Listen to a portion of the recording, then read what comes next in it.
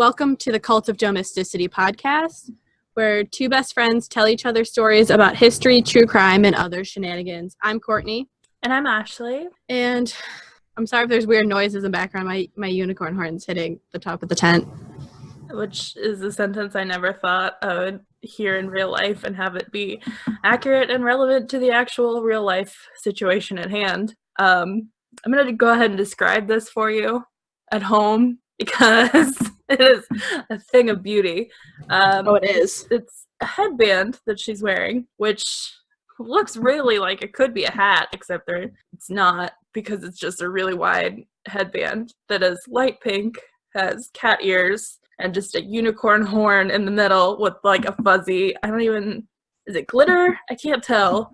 No, it's like feathers. It's like feathers around the unicorn horn, because not only is she a unicorn, she's a catacorn, which is apparently a thing. I was unaware of that up until about yesterday. Yeah, I got it at Ulta. It was a great purchase. I have a very large head. I cannot buy headbands. So when I bought this, it's even better because I made a tent for myself. So and it's like brushing the top of the tent. Yeah, I squeezed down a little bit, so it's not.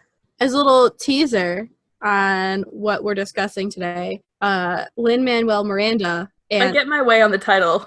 We don't need a teaser because his name's going to be in it. I know. Yeah, Ashley's offering to pay me for it, so. It's not going to be a lot, but. Yeah, so a little teaser. If you saw Lin-Manuel Miranda and Weird Al Yankovic on The Tonight Show with Jimmy Fallon, we're talking about one of the characters from Hamilton. And if you didn't see them on it, are you under a rock? Like, go watch it. Yeah, we'll be sharing that. Funny. Oh, it's hilarious. But also, when you watch it, tweet at us who you think is Lin-Manuel Miranda and who is Weird Al Yankovic. Because we know that we're each sort of one of them, but we can't figure out who's who. Yeah. I would like to be Lin-Manuel Miranda, but I feel like I'm that excited. I mean, you have his level of excitement, but like just the general persona of Weird Al.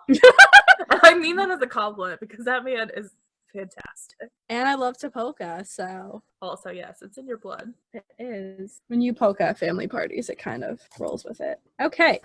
So, Ashley, you wanna tell them who I'm talking about because I know you're waiting for it? Talking about Aaron Burr, sir. I've been listening to Hamilton like for the last hour. I'm so excited. She was singing it at me. I was. You're welcome. And also, I'm sorry. But that's a good T-shirt idea. You're welcome. But also, and also, I'm sorry. I mean, that's pretty much what the gist of what I texted Corinne today when I realized, oh wait, she should probably be on this one. But she was off being a good mother. So, yeah, no. Okay, so Aaron Burr was a junior. So it's Aaron Burr Jr., who was born in Newark, New Jersey in 1756. Just say Newark or New York, New Jersey? Newark. Okay. No, it did that weird thing that maybe there's a ghost, and I was like, New York, New Jersey? I did not know that was the thing. Okay. Newark, New Jersey. All right. Yes. Where he was the second child of Aaron Burr Sr., who was a Presbyterian. I'm sorry. I'm going to really try not to, talk over you today, but I make no guarantees. Bitch, I mean, I'm going to make you edit this if this goes really long, so sucks for you! His father was also the president of the College of New Jersey. It'll become Princeton University, so pretty classy. Fancy. Okay, so his mother, Esther Marie Edwards, who came from quite powerful religious stock. Her father was Jonathan Edwards, a noted Calvinist theologian. That's the guy who did the sinners in the hands of an angry God. I'm pretty sure. Hold on. You have to understand, Ashley's about to shit her pants with excitement. Pause. Hold on. I know I've heard of this guy before. Yes. And elevator music by British colonial Christian theologian Jonathan Edwards in Northampton, Massachusetts. I was right. That was the same dude. Okay. Nerd moment over. Sorry. You good? No, but it's fine. So, he has Burr at this time already has an older sister, Sally, and when his father dies, he in 1757, and his mother follows the next year. So just get him out of the picture quick. So he's an orphan. Okay. So he now has another sister, and they move in with his maternal grandparents, but they end up dying pretty quickly too. So double orphans! Sensing a pattern here. It's not a good one. No. Okay. Might raise a few eyebrows today. That's all I'm saying. So Aaron and Sally were placed with the William Shippen family in Philadelphia. So this might explain some anger issues. And in 1759, their legal guardianship was assumed by their 21-year-old maternal uncle, Timothy Edwards. Because, at 21, you have your shit together. Totally have your shit together. So he married their cousin Edward their uncle Edward marries the next year to, get ready for this name, Rhoda Ogden, and they moved to Elizabeth, New Jersey. I'm just thinking of that State Farm commercial where she's like, well, she sounds hideous. Just Rhoda Ogden is not a name that you can carry off well, regardless of how you look, but you need to be girl. It's like an older, dignified name, Once you hit your 40s or 50s, you can kind of pull it off. Even then, if that's a relative term, man. I hope she had a nickname of some sort, because Ogden. Oh, it just sounds painful. So, at age 13, Burr is admitted to the College of New Jersey, and he was rejected once at 11. So, remember, Aaron Burr even got rejected from college at age 11. Okay, but at age 11, I was just trying to keep all of my papers in my Trapper Keeper at the same time. He was getting rejected from Princeton. I was trying to keep my stuff in a stack of Lisa Frank. So there's a little bit of a difference in what our issues were at that age. So that really doesn't make me feel that much better. I would have been rejected at Princeton now, let alone at 11. Jesus. Yeah, but everyone went to school earlier. You were pretty much out in the world by 18, so. I know, but still. And by out in the world, you had a job and you were working on 4 kids. Yeah. Yeah, you probably would married with 1 kid. Let's go with 1 kid. All right. If you were a woman, you'd probably have 4 kids by then. But that's besides the point. Well, yeah, but that's because you got married at 16, and that's just how math works. Right? See, that's why I wouldn't get into Princeton, because I think that's how math works. Remember the t-shirt canon comment. Okay. I forget. That's all I have to say about that. He was also a part of the American Whig Society, so conservatives. And, get ready for it, the Cliosophic Society, which were the only 2 clubs at the university, So really he was probably in it just to be involved, so it looked good. He's like, to make look, friends! I'm in both of our clubs. Look at me on this shit. Yeah. Pretty much. So he gets his Bachelor of Arts in 1772 when he was 16, living his best life. Fuck off, man. I still don't have that degree, and I'm going to be 25 this year, so I might be having a quarter-life crisis. It's fine. No big deal. I'm wearing a Catacorin headband. So we're both doing great. We're in a good place. In a tent in my basement. It's fine. It's fine. Woo! Millennials. So he stayed for an extra year because he's a nerd to study theology. However, at 19, he decided, I don't want to go into the church. And he moves to Connecticut to study law, because that's what everyone does when they don't know what they want to do with their life. They become a lawyer. I relate to that because I got my paralegal degree because I didn't want to go into the church either. If you remember there for a hot second, my sister was not the only one seriously considering becoming a religious sister. So you could have been sister. I was in her she was in my phone as that for a while. Pretty sure I was in her phone as that for a while. But yeah, now she's married. So look at how that went. Yep. Will you stop trying to hit the tent with that thing? It's really fun. I like to poke people with it. It's a good time. You just sit up really straight It's really fun to hit people with because it bends, so it doesn't hurt. I hope so. Jesus. What if you just have a manticore horn on the top of your head? It's hard bone. This apology one in the title description is just be we know we keep talking about the catacorn. We know. Okay. So, getting back on topic, Ashley. So, at this time, because remember, it is 1775. What's going on in 1775 in New England, Ashley? Nothing as far as the king is concerned. It's fine. No I think so. unrest. No taxes being raised. No one being upset about tea. Nope. Not having a continental congress or anything. It's fine. Nope. It's all good. So, Copacetic. I'm done. So, so Burr gets news of the clashes at Lexington and Concord, and he's like, okay, hold my books. I'm going to join the army. I really enjoy the idea of him saying, hold my books, the way someone who's about to get in a fight might say, hold my earrings. He's just, hold my books. I'll be back. Also, how did I forget that Lexington and Concord was 1775? They're going to kick me out of New England. We're just going to gloss over that, but like, damn, that is half an hour away. Okay. Now, as we're waiting for the authorities to kick Ashley out of New England. It's going to be a while. Okay. So, at the beginning of the war, Burr is under Benedict Arnold's let me reset it. At the beginning of the war, Burr is taking part in Colonel Benedict Arnold's expedition to Quebec. I feel like he gets such a bad rap. I always just need like you should do that as a topic, Ashley. I feel like I just need to defend him every time someone's like, he was such a dick. Like, well, he was kind of really screwed over too. And so like, was he a dick? Yeah. Did he have a reason for it? Also, yeah.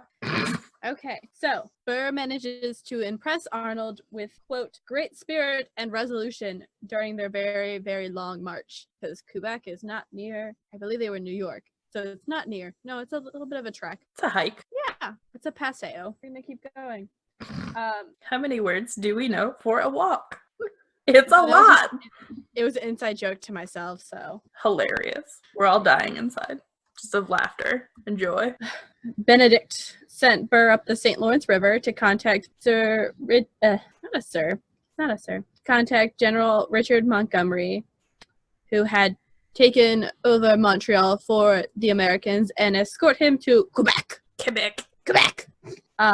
Montgomery liked what he saw and promoted him and made him an aide-de-camp. Aw, yeah. Moving up. And furthermore, Burr makes himself a superstar during the Battle of Quebec, where the rumor is he attempted to recover Montgomery's corpse after he had been shot. So, then in the spring of 1776, Burr's stepbrother Matthias Ogden helped him secure a place on George Washington's staff in Manhattan.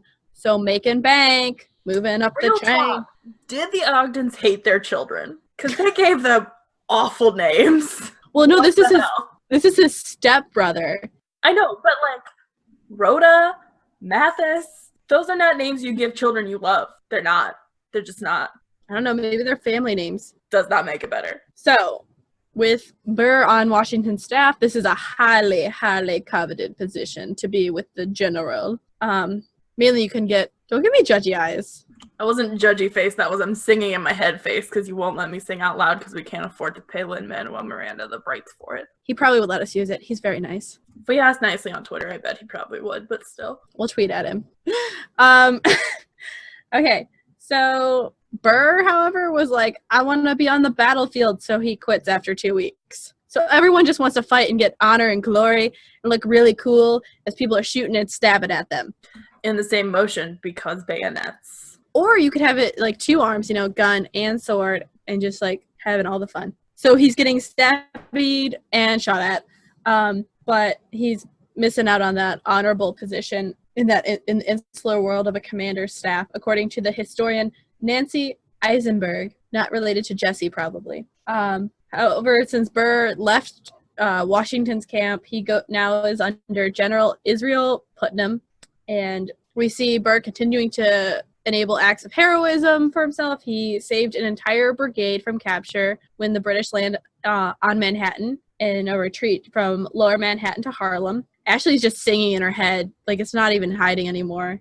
I don't think she's listening to me. I think she's just listening to the musical. To anyone passengers in New York Harbor. Anyway. However, Washington deviates from common practice, and he does not commend Burr's action in the next day's general orders. Basically, like, these are all these awesome people on a list and the good things they did, which is And also fuck Burr because he quit on me. Is basically what that was, right? seems like it. Yeah. And it's the quickest way to get promotion. So since it wasn't there, he's right. He's like, basically, you're not gonna get accommodation from me for something that could help you move up when you couldn't stay on in my camp. Which, I mean, like, that's fair, but at the same time, kind of a dick move.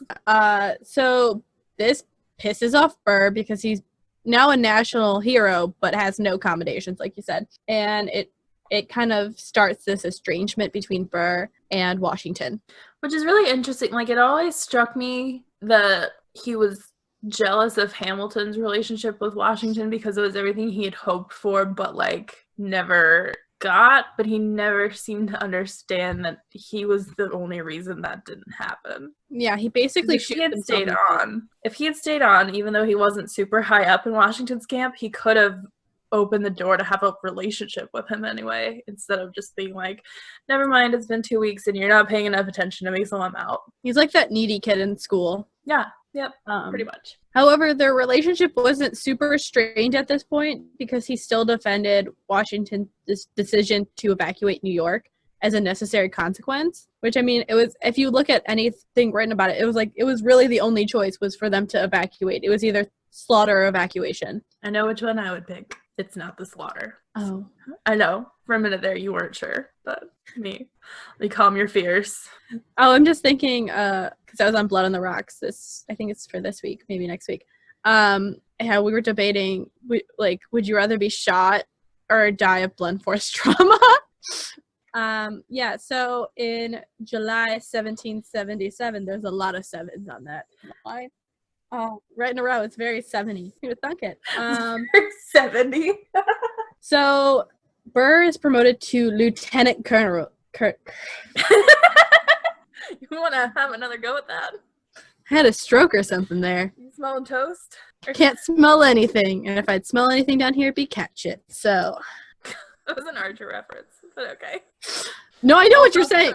Also from, like, 3 separate episodes of this. It's always me. You always ask me if I'm smelling toast, and I'm never you are the only one who verbally strokes out mid-word. I taught people. Just think about that. Just think about me teaching children.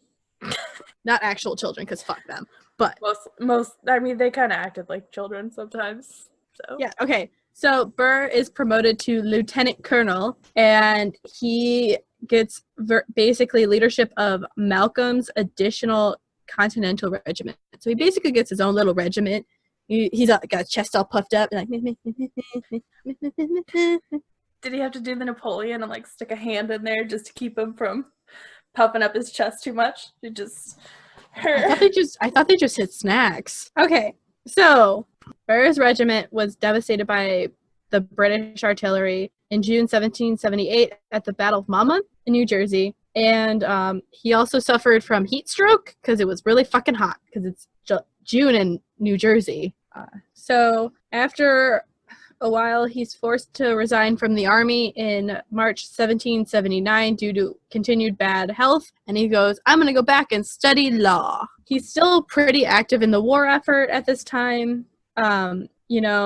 Washington has him perform intelligence missions for the generals. And he also, in July 5th, 1779, he gets a group of Yale students, along with Captain James Hillhouse and the 2nd Connecticut Governor's Foot Guard, to fight a skirmish with the British at the West River. And basically, this prevented them from entering New Haven for a long enough time to make a difference. And during this time, he's still working at getting his law degree because he finishes his study and is admitted to the bar at Albany in 1782. Good for you. Yeah. So he's a war hero and a lawyer. My stars. So he marries in 1782 as well and begins practicing law in New York City the next year after the British have evacuated. So let's get into his wife. Phrasing. I think he would rather we didn't, but Okay. let's go. Magic school bus this shit. There's an image for you. I hate it so much. I love it. So, All right. Theodosia Bartow Prevost was a widow with 5 children, 10 years older than Burr, and lived. Wasn't she married to a British soldier? Yes. Yeah. Her first husband, Ashley, get ready to hate me, had been Jacques Marcus Prevost, a British army officer of Swiss origin who had lived with her in New Jersey. She's giving me hate eyes right now because she's hating my pronunciation of that. So I guarantee that's not his name. Jacques Marcus. I'll pronounce it really American. Ready? Just text it to me and I'll let you know. It's probably Jacques Marcotte, but I'm gonna wait and see how. I'm gonna pronounce it really American. Are you ready for this? I don't know if my heart can take it, but yeah. Jacques Marcus Prevost.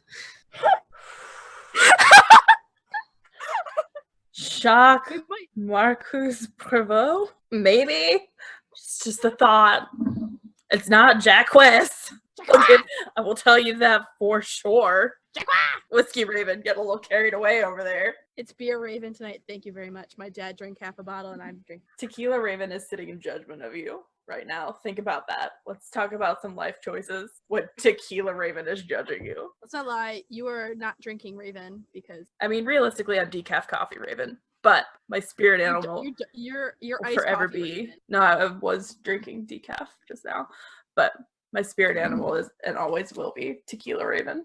So, I mean, her children are pretty reputable. One of her sons, John Bartow Prevost, became a noted judge in Louisiana. And, her husband, Jacques, if Ashley wasn't so far away from me, I'm pretty sure if we were together, she'd start hitting me. Not Jacques. Died. Not Jacques. No. Jacques died in the West Indies during the Revolutionary War, which is not shocking because the West Indies for Europeans is like a giant death pit. A really pretty death pit, but a giant death pit. The scenery makes up for you dying there. Oh, I have another one where basically they describe Jamaica as death to Europeans, and I think it's hilarious. So the Burrs had a daughter, Theodosia. You can sing it, Ashley. Nope. I really can't. Born in 1783, and she was their only surviving child to adulthood. Because, they just died. Her mother, Theodosia, would die in 1794, so the year after, from stomach cancer. So Burr took it upon himself to dote upon his daughter's education with classics, language, horsemanship, music, and basically, which isn't really common for most women at that time. In America's a little more, but... You know what she probably learned in those language classes? How to pronounce Jacques! Jacques! It's not Jacques! Someone please edit together all of my horrible French pronunciations and just send it to Ashley. Just send it as a gift. Please don't. I might die. Just have a heart attack. Okay, so we're gonna just kind of quickly go a couple bullet points of his daughter's life because she was with him for most of his. In 1801, she gets married to Joseph Elston of South Carolina. Carolina, huh? So she did have a son, but he died of a fever at 10. And also, if this is going long, cut out the Theodosia part. But she is really the center of a mystery because the winter of 1812 to 1813, she was lost with the schooner the Patriot off the coast of the Carolinas, and they don't know if she survived or if she was murdered by pirates or shipwrecked. It's history's mysteries. Is she with the colonists from Roanoke? She's hanging out with Amelia Earhart. They found her body, I think. So Burr, however, had 2 teenage sons from his wife's first marriage, Augustine James Frederick Prevost. They called him Frederick, which is probably a good choice, and John Bartow Prevost, who later became a member of Congress and a federal judge. So look at them working their shit. He provided an education and gave them both clerkships in his law office, and they traveled with him when he did legal business. So we also have Burr getting elected to the New York State Assembly from 1784 to 85 while still continuing military service as a lieutenant colonel. And his really big move to politics came in 1789 when Governor George Clinton appointed him to be the New York State Attorney General. So he's the highest legal mind in New York, basically, which is, for someone who wants to move up in politics, is a great stepping. In 1791, he gets elected to the elected by the legislature as a U.S. senator from New York, and defeating the incumbent General Philip Schuyler. Ashley, where do you know the name Philip Schuyler from? Philip Schuyler's daughters, probably. You know, Angelica, Eliza, and Peggy, the Schuyler sisters. So this kind of start putting a little contradiction, little tension with one Alexander Hamilton, who one of his friends just defeated his father-in-law. And Burr would serve in the Senate until 1796, so that's 6 years. And really the reason why he kind of gets out of the Senate is he decided to run for president in the 1796 election. He came in fourth, which isn't that bad because at that point, as American history buffs know, first and second place become president and vice president. There were no real tickets. And so, I mean, if you can get second place, you're doing good. So he came behind Adams, Jefferson, and Thomas Pinckney. I've heard that name before, too. Where do I know that from? Pinckney, you know Pinckney because later on they were known as a spy ring. Yes. Okay. Yep, that's it. Sorry. And basically, the Electoral College got to cast two votes, and this often created contentions because you just vote, you don't say this is my one vote, this is my two votes, so like one doesn't get more weight than the other, and often put opponents together in office, which seems like fun. And we see this with John Adams' first term as vice president. He hates it. He doesn't get to do anything. It's like I mean, now there's more role involved in it, but for a long time it was basically you're the backup dude. Right. Like they actually went and sat in on Senate meetings where they were president pro tem? Yeah. Or just president of the Senate. I don't remember. But like they would actually go to Senate because they didn't have anything else to do. They're the tie-breaking vote. Yep. Okay, so the reason why Burr thought he would win, he convinced to get Jefferson supporters to vote for him as well. That way they could get the New York delegation for Jefferson. But a lot of the Democratic Republicans only voted for Jefferson and no one else, or Jefferson and another candidate than Burr. So he felt a little burned. Well, yeah, they said one thing and did another. It's not politics. It's not nice. Okay, so in the election of 1800, Jefferson and Burr again were candidates, and Jefferson ran with Burr in exchange for like New York votes for Jefferson and to help him. So sorry, this got weird. Wait, You're fine. I think something copied. So while Burr had that to look forward in the election of 1800, Adams was president, and Burr had already been turned down by Washington to continue as a brigadier general's commission during the quasi-war with France earlier on. And you hear Washington discussing Burr, saying, quote, "By all that I had known and heard, Colonel Burr is brave and able officer, but the question is whether or not he has not equal talents at intrigue." So basically, you already see these like questions about Burr's loyalties coming up. Like he seems to be very much for himself. Well, and the fact that he served under Benedict Arnold probably didn't help with that either. No. And the fact that he had already lost to John Adams, who really didn't like Hamilton at the time. It seems like Adams starts questioning Washington views of Hamilton, so like, is he going to trust Burr? And so you see our early statesmanship has like all these questions of whether or not so and so is loyal or they've just helped out someone or not. Right. So because Burr had time to kill between presidential elections, he runs for U.S. Senate and is elected to the New York State Assembly, serving for a couple of years. And at this time, we have political parties developing mainly around Adams and Jefferson, Federalists, Anti-Federalists, respectively. And Burr really kind of loosely aligns with the Democratic Republicans, which is the Anti-Federalists. But he kind of is in that middle. He's a moderate. He works with moderate Federalists, and he makes this ability to work with both sides make him a key figure in New York politics. And he actually is more powerful than his growing foe Hamilton at the time because he can do this. But this is largely because he works with the power of the Tammany Society. Is in Tammany Hall? Yes. No corruption there. Everything looks pretty good there. Oh, yes. Move right along.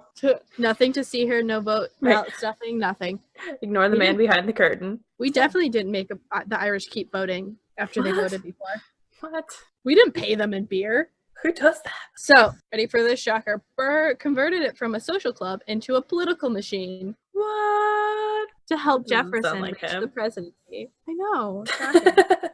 So in 1799, Burr helps found the Bank of the Manhattan Company, which would eventually, through many mergers, become J.P. Morgan Chase. Yup. Bank of the Manhattan Company. That's a mouthful. Well, it goes, it's Bank of Manhattan Company, then it's absorbed into Chase Manhattan Bank, which becomes J.P. Morgan Chase. Yeah. So as he starts up this bank, he ends up getting into a duel in September of 1799 with John Barker Church, whose wife Angelica is the sister-in-law to Hamilton. Because wait, hold on. Angelica? Angelica. Okay. So Burr gets in a duel with her husband? Yes. Church alleged that Burr had taken a bribe from the Holland Company in exchange for using his political influence on its behalf. So basically, it's like, this company wants your influence, so they're giving you a bribe. So neither of them were actually shot. They fired at each other and missed. Church acknowledged that he was wrong to have accused Burr without proof. So basically, he's like, I think you did the shady thing, but I should have had proof before I came at you with it. Yeah. I mean, that's fair. Yeah, Burr's like, okay, fair enough. Ends the dispute. That's the thing, like, if duels didn't end with, like, anyone getting hurt, they normally just agreed, like, okay, we tried, we fought it out, we're good. Right. Agree to disagree. Keep your mouth shut about it going forward. Yeah. However, this kind of built into Hamilton and Burr's disagreements about the founding of the Manhattan Bank, because Burr went up to Hamilton and other Federalists for support, saying, hey, I'm establishing a badly needed water company for Manhattan. And he got the support, and then he changed the charter to banking. After it was approved, he dropped any pretense that it was a water company. Are those not the same thing? Yeah, water company, bank. Meh, neither's important. It's fine. So naturally, the people he got support from were like, fuck you. Like, what did you just tell me? So that's a direct quote. He sold them volcano insurance. It's fine. Basically, Hamilton and the other Federalists were like, go fuck yourself. And on top of that, there was a delay in constructing a safe water system for Manhattan. And they had a malaria outbreak. So if they had clean water, it definitely would have saved more people. Right. Yeah. So that definitely helped that feud. Pretty much he just picked the way wrong front for his bank business. Yeah. If he had said anything other than water, he probably would have been fine. Electric company? Yeah. What's electricity? You'll find out. So, as the next election's coming up, guess who's head-to-head campaigning for their parties? Jefferson and Burr? And Burr like is 4 other people? Well, you don't campaign for yourself at this time, so... Wait, what? Oh, campaigning's not a thing. You don't campaign for yourself. Other people campaign for you. You might show up and give some speeches, but you don't actually go out campaigning door to door. No, okay. So who do you think is opposite Burr campaigning? Hamilton? You know probably? this answer. Yeah. Yeah. Yeah. That took way too long to get there. I didn't understand the question. I was like... It's because we never think of... Just the way it was worded, I was like... Sorry. No, it's not you. It's fine. Yeah. And it's also the fact we always assume people are campaigning for themselves. Yeah. Modern politics. Love it. So Burr gets a lot of the Democratic Republicans into office and gives his party control of the legislature of New York, which is awesome because for the Electoral College, the legislature picks who gets to vote, and that won Jefferson and Burr presidency and vice presidency. So this ultimately is one of the defining wedges between the two at the time. Between which two? Burr and Hamilton, sorry. Are you just distracted by my unicorn horn? I'm not gonna lie, a little bit, yeah.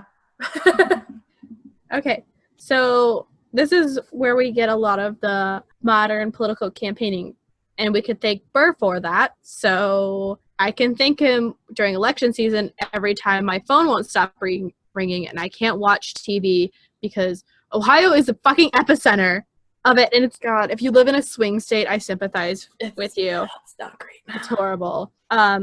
Because Burr enlisted help from members of Tammany Hall to win voting selections for the Electoral College, and he basically started what we think of modern campaigning: go to door to door, have like rallies and all of this. Before they'd have rallies, but they weren't as common. There was a powerful faction fighting against the election of Burr, And this was mainly due to Alexander Hamilton. And now I'm singing in my fucking head. I know. It's been all night. Shit, okay. So All night. This is your fault. You're welcome. And this kind of comes from mudslinging against the candidates, really hitting Burr pretty hard. And you see people in the public just going, basically almost fighting to say which candidate is qualified enough to lead the country. Okay, this is going to get really weirdly political and specific. So It's kind of hard not to when you're talking about these people, though. I know. So Van Ness and Burr created plans to turn the election in their favor. And James Cheatham, a supporter of Clinton, who was governor of New York for a while, had a plan to discredit Burr. So Cheatham releases Van Ness's letter, which kind of shows Burr basically campaigning and trying to get the votes. The letter where they're laying out the scheme for... Yes. Okay. So you see Burr showing interest in certain Federalists he knew he could flip. So Cheatham and DeWitt Clinton accused Burr of tampering with New York's electors, accusing Jefferson of buying off wavering Republicans to ensure his election, actively intriguing with Federalists to capture the Chief Majesty in 1408. So, first of all, I love that they called the president the Chief Majesty. I feel like that's going to make a comeback if a certain person ever hears it. We're He just doesn't going to have listen to to go. us, so we're fine. Oh, no. I just meant, like, if perchance he picks up a book from then. It's a real long shot. But I don't think he can read. Thanks, Samantha B. So, how do they fight this? By writing letters and publishing them, of course. So, Cheatham and the Clintonians published a series of letters in the American Citizen, which I kind of love this idea of just writing these letters, trash-talking people, because it's so much more fun than just screaming at them on cable television. Sort of the grand tradition of the time. Yeah. So, these were supposed to expose the conspiracy of Burr, Van Ness, Ogden, and Livingston. This actually persuades many Republicans against Burr, but his hardcore supporters are like, nah. Sounds familiar.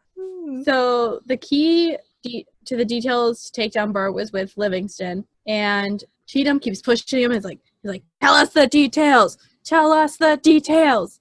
I'm making a fighting motion because that's what I'm assuming is happening.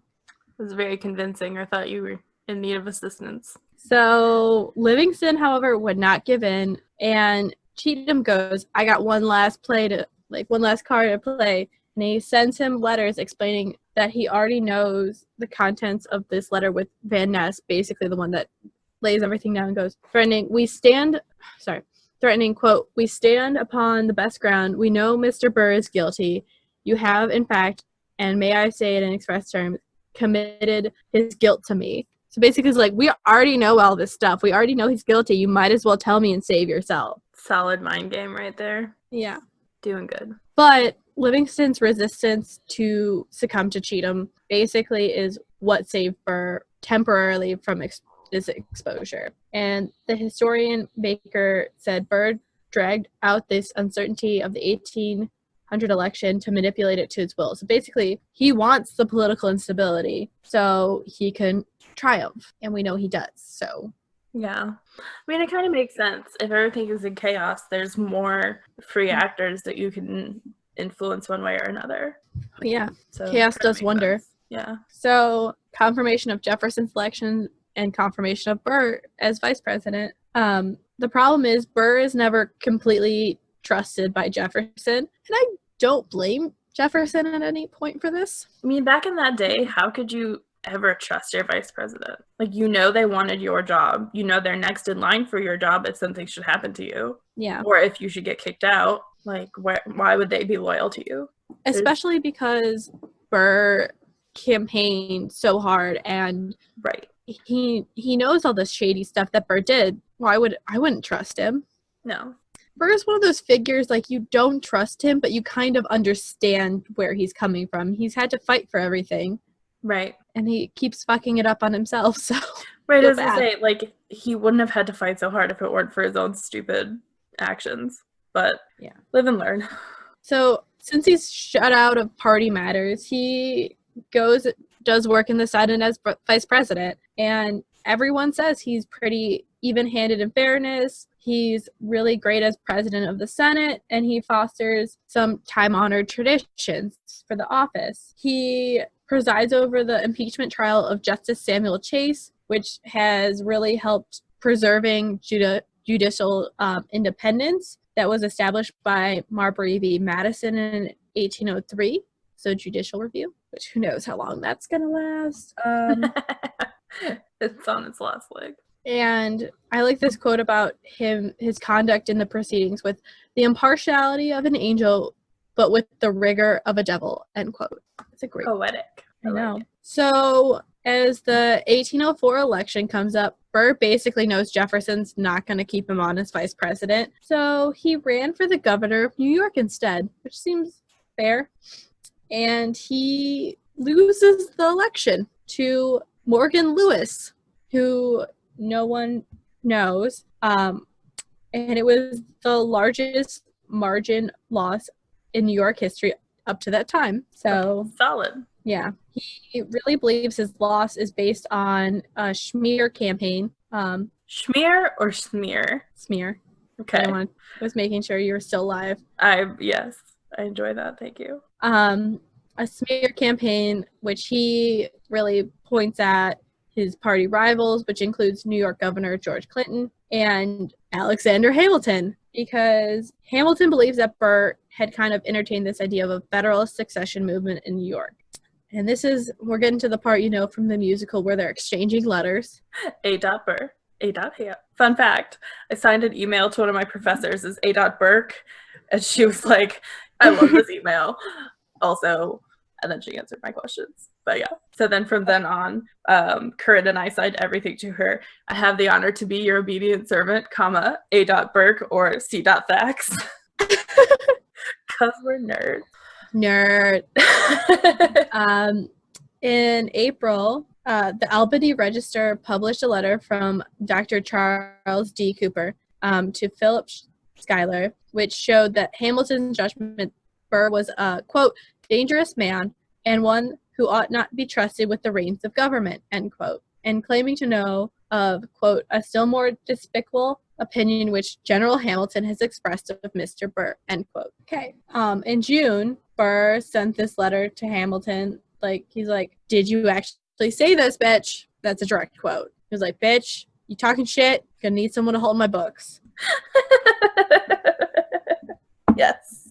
So Hamilton responds back wait, what specifically of this letter do you not understand about my remarks? Not Cooper's, not what Cooper wrote, what I said. And he I can't tell you why Cooper interpreted my words this way. So they keep going letters back and forth. Burr's like, Hamilton, you need to fucking apologize to me. And he was like, no. Well, he's like, you need to apologize for anything you said over the past 15 years. Anything that could hurt his honor over the past 15 years. How the fuck would you remember any of that? I don't remember shit that I said last week on a recorded episode of this podcast, let alone 15 years ago. So that's a little unreasonable, in my opinion. Yeah, I only remember because I edited it, so you're welcome. So Hamilton, at this point, had already been disgraced by the Maria Reynolds adultery scandal, and he was like, I need to watch my own reputation and my own, honor. I'm not going to do this. So historian Thomas Fleming says Burr would have immediately published an apology, and Hamilton's, basically his remaining power from the New York Federalist Party would have been almost gone.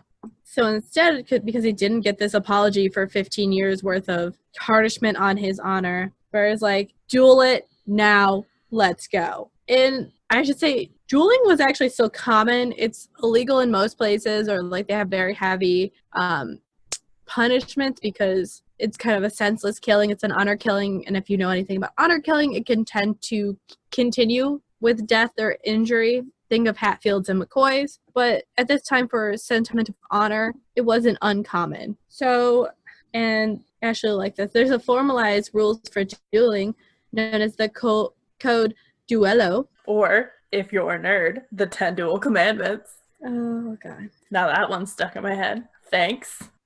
However, because they're in New York, and guess what? Dueling's been outlawed in New York. What happens if you get convicted of dueling, Ashley? What do you think? Nothing good, which is why they always went to that hill in New Jersey. Yeah, it's death. Logical. Hey, did it get people to stop dueling in New York? No. Yes, they just went to New Jersey. Not really. So it's illegal in New Jersey, but the consequences are less severe than death. So on July 11th, 1804, let's set the scene. There's singing going on. You're sat in the theater watching Lin-Manuel and Leslie Odom. You're just counting 1, 2, 3, 4, 5, 6, 7, 8, 9, and crying. They meet outside of Weehawken, New Jersey, at the same spot where Hamilton's oldest son died in a duel 3 years before. Just bawling my eyes out at that point, by the way. Yeah. So both men fired, and Hamilton was mortally wounded by a shot just above the hip. It pierced his liver and spine, which doesn't sound good. Sounds unpleasant at best. Yeah, uncomfortable. I think you need your spine, so. I mean, one would argue it's a prereq for doing most things. Our Congress doesn't have them, so.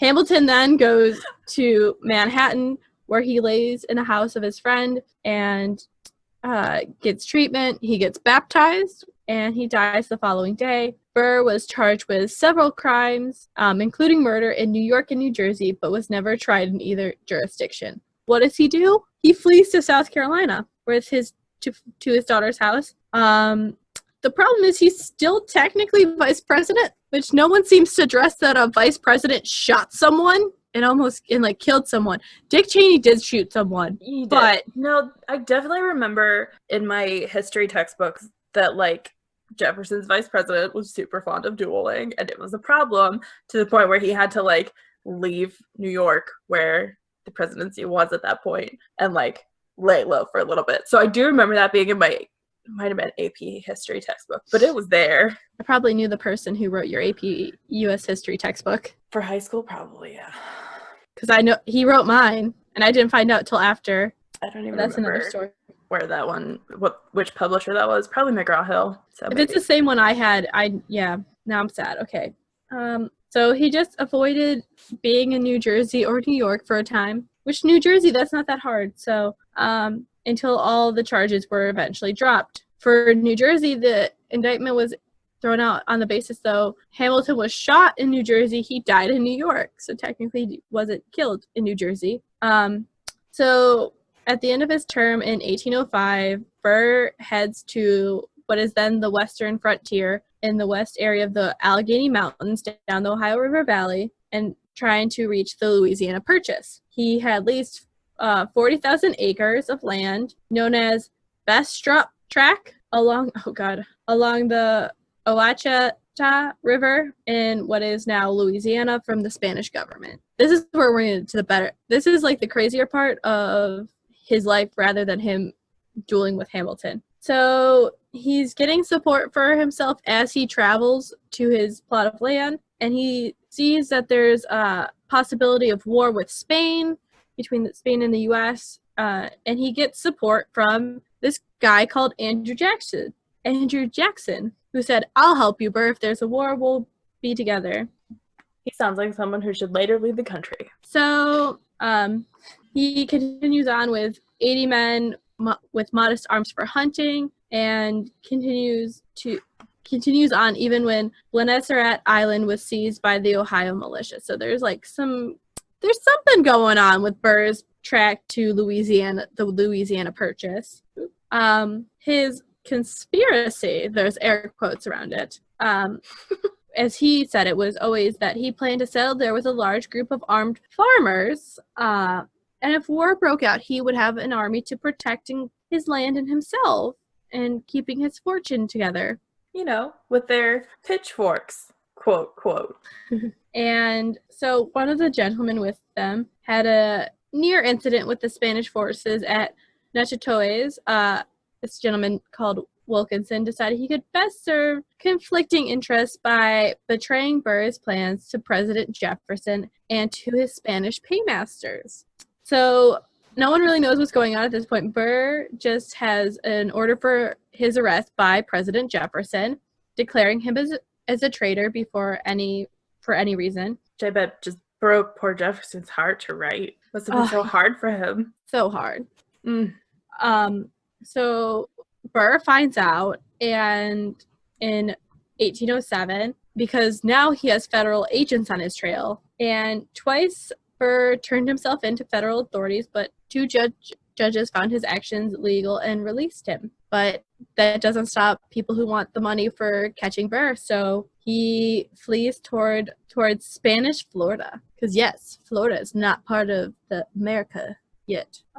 However, Burr was intercepted at Wakefield in the Mississippi Territory, this area is now in Alabama, in February 19th, 1807, and he was confined in Fort Stoddart because he was arrested on the charges of treason. So why was Burr getting arrested for treason, you ask? His secret correspondence with Anthony Mary and the Marquis of Casarulo and the British and Spanish ministers at Washington revealed this. He was trying to secure money and to conceal his true designs, which was to help Mexico overthrow the Spanish power in the Southwest, and he intended to found a dynasty in the former Mexican territory. It's a lofty ambition, sir. So basically, the man that everyone right now knows for the fact that he shot Alexander Hamilton actually tried to found an empire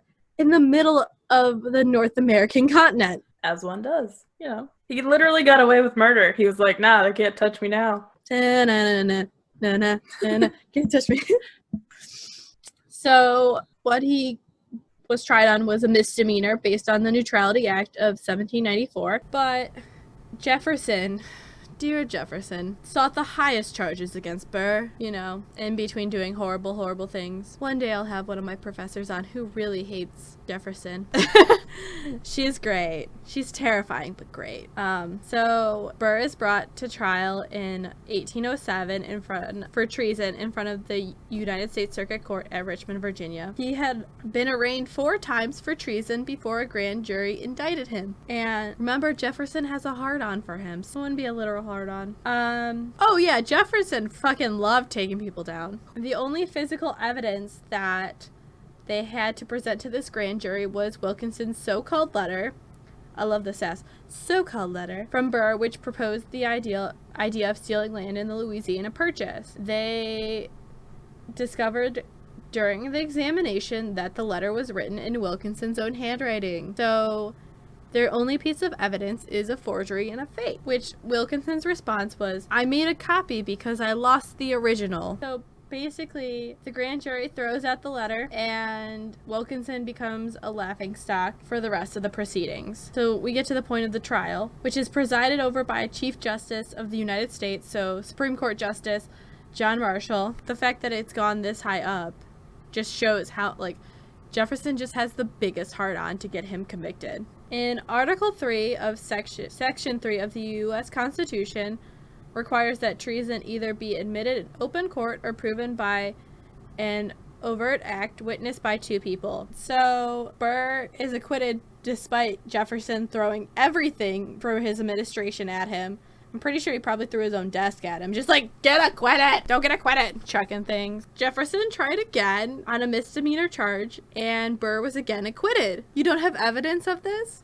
I think it's probably, my thought is, it probably true, but he never got that far. Trying to get support and funds, and he didn't have it yet, so his friend acted too soon. So historians Nancy Eiselberg and Andrew Burstein wrote that Burr was not guilty of treason, nor was he ever convicted, because there was no evidence, not one credible piece of testimony, and the star witness for the prosecution had to admit that he had doctored a letter implicating Burr. So basically, we don't have any exact proof of it, but it seems like if you connect the dots, it looks like it was going that way in hindsight. It's the simplest conclusion. So after all of his trials, Burr has no hopes of a political comeback. I wonder why. And he fled America and his creditors to go to Europe. And I'm thinking trials are expensive. No wonder why he had a lot of creditors. So Hamilton's physician and friend, and Burr's friend, Dr. David Hossack, loaned Burr the money for the passage, and he lived in self-imposed exile from 1808 to 1812, hanging out in England, you know, where the exiles go. Burr also spends time in Scotland, Denmark, Sweden, Germany, and France. And he still is trying to get his dream of a conquest for Mexico, but keeps getting told no. He really wants Mexico. And he was told to get the fuck out of England, direct quote.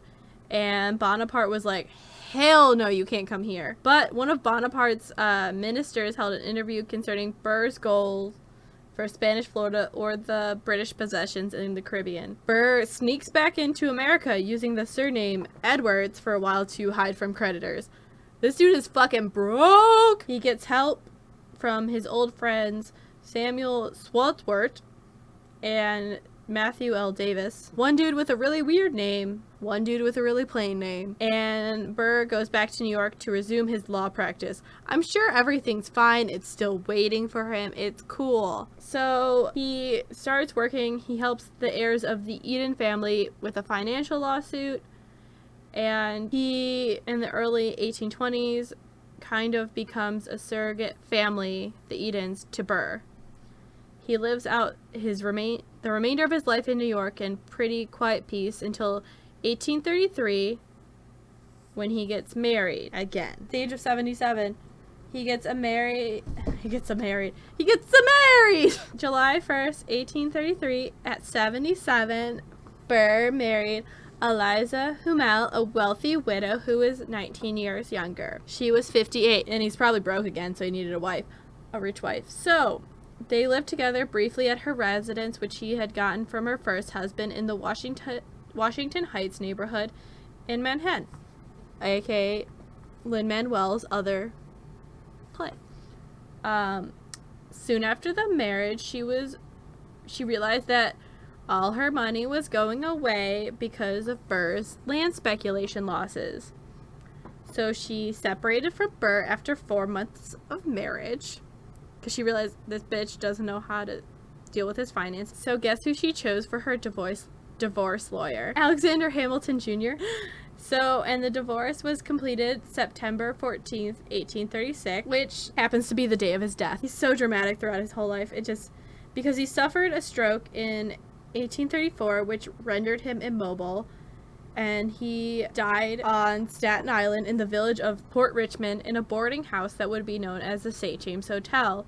And he was buried near his father in Princeton, New Jersey. So he got divorced the same day he died, which is funny and depressing. I mean, so now when you hear Hamilton as you listen to the musical for the billionth time, you can now understand a little bit why Burr felt he had to prove himself constantly, and know that he kind of made his own bed, kind of antagonized people, wasn't an overall horrible person until he tried to take over Mexico. He's just a standard politician, and remember, he was orphaned twice by the time he was like 5, so yeah, that's it.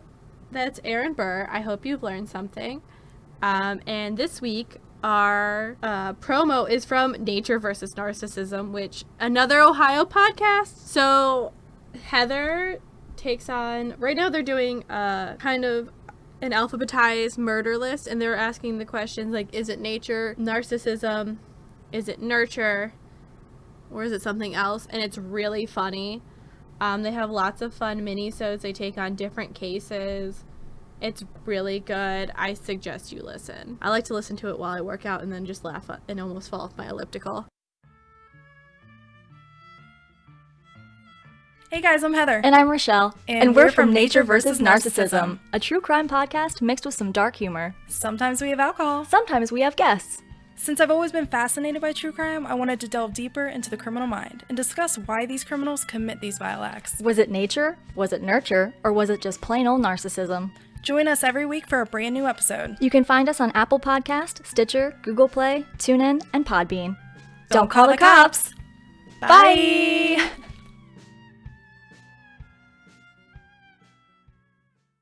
So remember, after you finish up with this podcast, go listen to Nature versus Narcissism. And we thank you for listening to The Cult of Domesticity. We are available on Apple Podcasts, Google Play, Chorus, Spotify, and Podbean. If we're not on your preferred app, first of all, how are you listening to this? Second of all, let us know, because we want you to listen on your preferred app, not your second-rate app. And we'll try to fix it. Remember to rate, review, and subscribe on iTunes or whatever listening apparatus you use. Or tell all your friends. You can check us out on Facebook and Twitter at Domestic Podcast and at The Cult of Domesticity on Instagram to get the episode tip-off, recipe of the week, additional information about the week's topic. If you'd like to suggest a recipe or a topic or a quote, email us at domesticpodcast@gmail.com. And we're on YouTube now, too, so check us out there.